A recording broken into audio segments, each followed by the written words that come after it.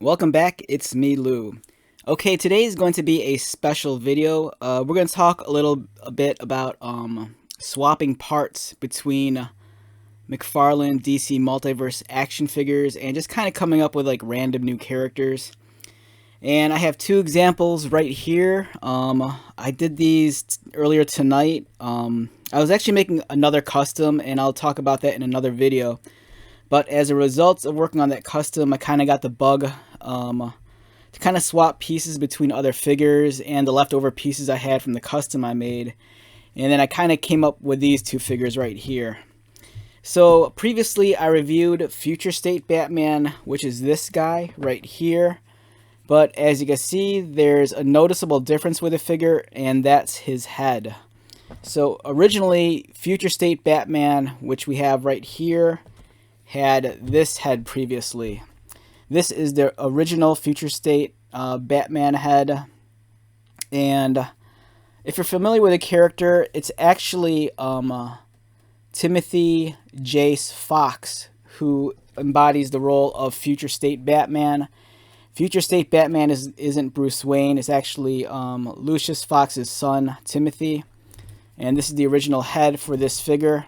And when I reviewed this figure, I kind of talked about, like, if you were unfamiliar with the Future State Batman, you know, what one option is, if you're not, you know, completely sold on this figure just because of the different head, is that you could just do a head swap and put on another head that looks a little bit more along the lines of, you know, an iconic Bruce Wayne Batman. So I had this head here, which is the Dark Detective head, and that's actually from this figure right here, and I just swapped them just to see what it would look like, and it's actually a pretty reasonable fit. My only complaint is that the head sits a little too low on the neck, but I don't mind. It makes him look a little bit more burlier. But otherwise, it's a pretty, almost, not necessarily stock Batman, but it really does echo the much more traditional look for Batman as opposed to the full mask right here. So for me, this is kind of cool. You know, maybe prior to Timothy Fox wearing the Future State Batman armor, you never know, maybe it was a prototype armor, and maybe Bruce Wayne, you know, kind of messed around in it a little bit. So for me, that's kind of like the backstory of this costume.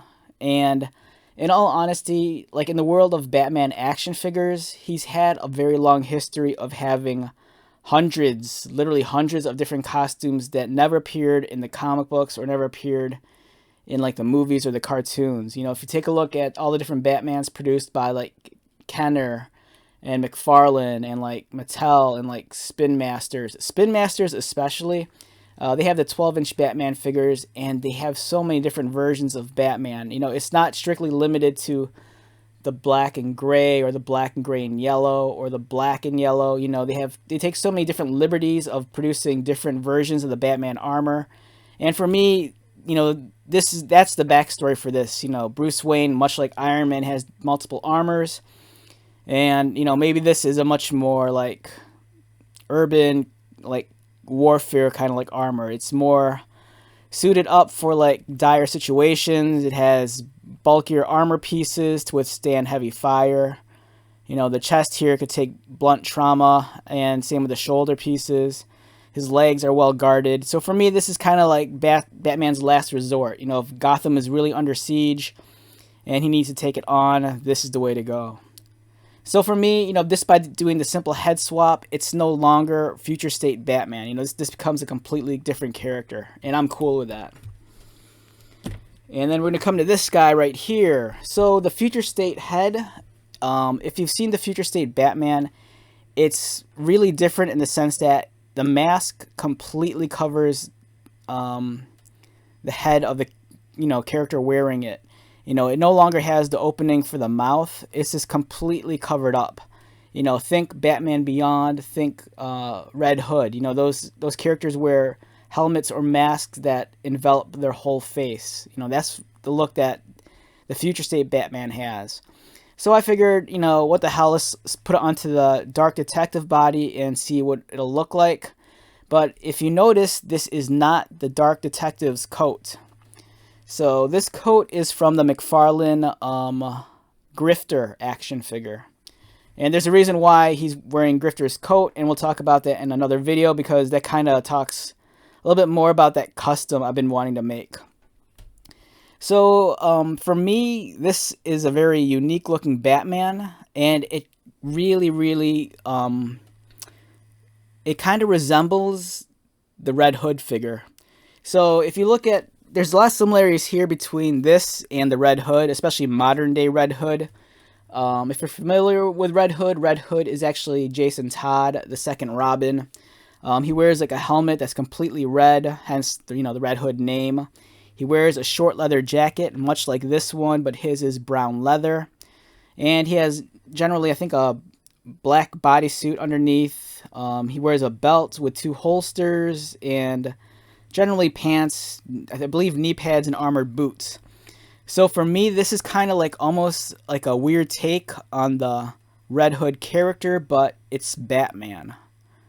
So in my mind, I'd like to think that maybe this is like jungle adventure Batman, which explains why he's wearing green.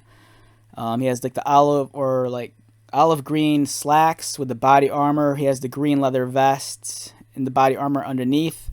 He has a very Red Hood-like helmet, but it's all black. So for me, this is kind of like, maybe this is Bruce Wayne, or maybe this is Jason Todd, or maybe it's Jason Todd taking up the mantle of Batman, but this wearing a different color scheme. So for me, this is very much in line with the Red Hood character, with the helmet, the short leather jacket, and it looks more tactical than superhero, much like Red Hood.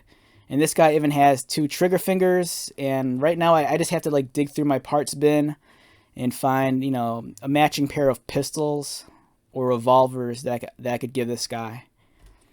So in my head, this is a different character. This might not be Bruce Wayne, this could be Jason Todd, or maybe it is Bruce Wayne and he's going on some sort of like jungle adventure like in South America, or like, the Amazon rainforest or something wild like that. So McFarlane figures, there's a lot of interchangeability with their pieces. As I've stated before, it just requires, submerging the figures in like hot water. It'll soften up the plastic and you can just pop the pieces off. 90% of the time, the joints are compatible. That other 10%, you might run into issues. There's a couple of cases where the pegs might be somewhat smaller or somewhat larger than the figure you're trying to, swap it with. But for the most part, it works. You might have to use a little bit of elbow grease. Like, it wasn't that easy putting this jacket onto this figure. It was even a nightmare trying to take the jacket off of the Grifter body. It was glued in multiple places. It's glued in the back. And not only was it glued, but it was even like pegged in. There's like a tab that plugged into the socket. Likewise with the chest, there were these 2 large tabs that plugged into Grifter's chest. So I had to like cleanly cut those out and, just try to get it to work. But yeah, here are 2 unique characters. I'm going to add them to my collection. So I kind of have on my right, it's like urban, like heavy, warfare Batman, and then like jungle strike Batman. Or if I want, jungle Red Hood, maybe it's like some sort of different version of the Red Hood. So yeah, here are some cool looking action figures. And I say this all the time, if you've never created a custom action figure, take the time to do so. If there's a character in like a comic book or a video game that they don't make a figure for, take it upon yourself to like give it a go. The experience can be very challenging, but also very rewarding.